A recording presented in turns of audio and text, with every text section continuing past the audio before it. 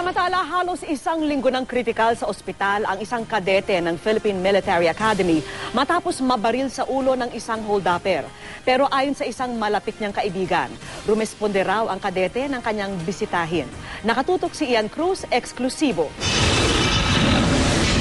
Labis ang pag-aalala ni May. Simula raw kasi na makomatos sa malapit na kaibigan si PMA Cadet First Class Alfonso Aviles o Alfie. Di raw maalis ang kanyang pagkabalisa. Andyan lang ako kahit anong mangyari. Kahit nasa Laguna ako, babalik talaga ako pag kailangan niya ako, ganyan. Dahil mahal namin yan si Alfie. Madaming kami. Nananatiling kritikal sa AFP Medical Center ang kadete halos isang linggo matapos siyang barilin sa ulo ng di pa nakilalang holdupper.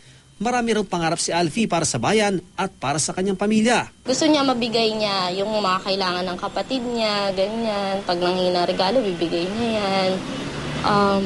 Hindi kami nakapag-usap masyado ng tungkol sa bayan, pero yung sa pamilya niya, talagang gusto niya na maiahan yung pamilya niya. Isa sa di malilimutan ni May noong magpaalam siya noong isang gabi kay Alfie sa kanyang pag-alis sa ospital. Basta nakahawak lang ako sa kamay niya, tapos tinatawag ko lang siya na parang, Alfie, gising ka, dali, aalis na ako.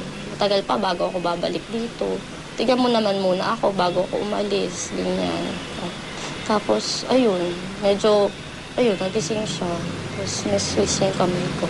Tapos yun, naiyak nga ako yun. Kasi yun yung parang hindi ko alam kung parang sinasabi niya sa akin na, sige, hantayin kita pagbalik mo or wag ka munang umalis. Bagamat nanatiling comatose, umaasa ang dalaga. Isang araw, gigising ang kanyang kaibigang kadete upang matupad ang lahat ng kanyang mga pangarap. Ian Cruz, nakatutok, 24 Oras.